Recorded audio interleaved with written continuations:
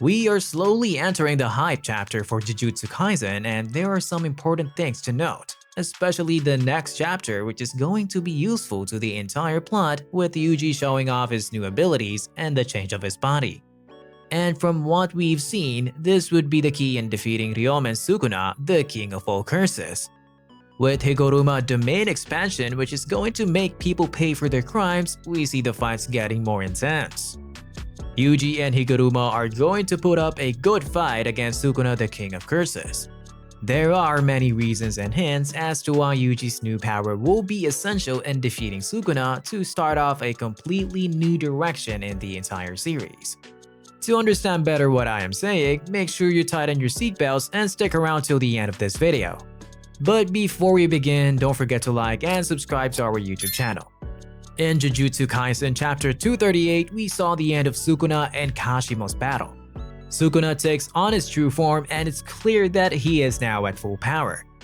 His body is fully healed and his cursed energy was back to its peak. And he has also gotten a hang of how to use the reverse curse technique. This simply meant that Kashimo's fate was sealed from the very start of the battle, and despite the efforts and fighting he would put up, he definitely couldn't compare to the King of Curses. As Sukuna released two of his powerful moves, the battle was over. Kashimo met his end, and it definitely was an unsatisfying way to go for the sort of character he was. He couldn't find the answers he was looking for, and like many of the other characters in the story, his role was shortened. But this is not the end, as chapter 238 shifted to a new development. Yuji and Higuruma, two unexpected challengers, entered into the battle against Sukuna. And knowing who Sukuna is, he underestimated them, but the real showdown was just beginning. We already know that Yuji's destiny is to be the person that would ultimately defeat Sukuna. However, he might not meet Sukuna's current strength, but he's on the path to overpower him. The showdown fight between both of them has been building up for years. And in Jujutsu Kaisen chapter 239, we are anticipating a battle that will most likely span multiple chapters. The promising thing about this fight is that Yuji won't be facing Sukuna alone, as he has Higuruma to back him up. Higuruma's domain expansion is a very valuable asset. As long as he can successfully use this attack, Sukuna would be placed on trial and be found guilty and his cursed energy taken away. As much as this would be useful, Sukuna's immense power and the fact that he is cunning makes it an incredible feat. So, it's possible Higuruma might not survive the battle for a long time. And there's our boy Yuji Itadori, the protagonist whose main responsibility is to eliminate Sukuna. His best friend Megumi Fushiguro is fully taken over by Sukuna, and his mentor Gojo Satoru was brutally killed by the same Sukuna. So the burden falls on Yuji, and we the readers of the manga eagerly await this confrontation. Towards the end of chapter 238, we see Yuji awakening his own curse technique. Although he may not have fully gotten a grasp of it yet, but it's a sign of his growing powers.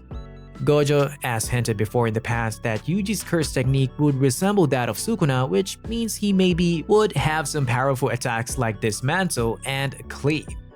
And if this happens, then Sukuna has a formidable opponent. Mind you, Yuji is nowhere to Sukuna's level yet, even if he has gotten way stronger. But there's certainly room for him to grow stronger. Gojo has once mentioned that Yuji's potential to match his strength someday. While it looks a bit unrealistic for Yuji to reach Sukuna's level in a single battle, but the story of JJK has its own share of surprises, so we can definitely anticipate Yuji's incredible growth in the high-stakes battle against Sukuna. For Yuji to take on Sukuna, he needs a significant power boost.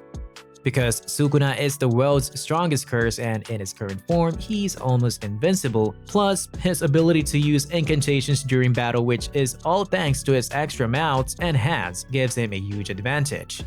The previous chapter showed us how devastating his abilities are, especially when he uses Dismantle when he fought Kashimo, who couldn't stand a chance against him. For our boy Yuji Itadori to stand up against Sukuna, he definitely needs a significant power-up. Curse techniques in most cases awaken at one point or the other in the story, and Yuji is definitely no exception. If Yuji gets a curse technique that is similar to Sukuna's Dismantle and Cleave, that would be a significant step. But just simply having a curse technique would definitely not be enough to defeat Sukuna, and this is where resistance to Sukuna's power would come into play. If Yuji develops the same technique like Sukuna's, he can end up developing a sort of resistance to Sukuna's attack. Well, he hasn't matched up to Sukuna's strength yet, but having the similar curse technique would definitely prove to be a big advantage for Yuji, as he might be the only contender that can stand up to Sukuna and survive his technique since the demise of Gojo Satoru. What exactly would the resistance in Yuji do? It can render attacks like Cleave and Dismantle less effective, much like Kashimo's resistance to Sukuna's lightning-based attacks.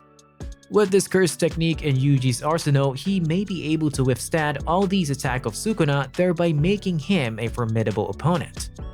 In the grand scheme of the story, Sukuna has to be defeated for it to make sense. A victory for the villains would definitely be counterproductive and also undermine the story's core message. A dark and gloomy ending would prove unsuitable to the story's ending. Therefore, the heroes in JJK must prevail and characters like Kenjaku and Sukuna has to be finally defeated.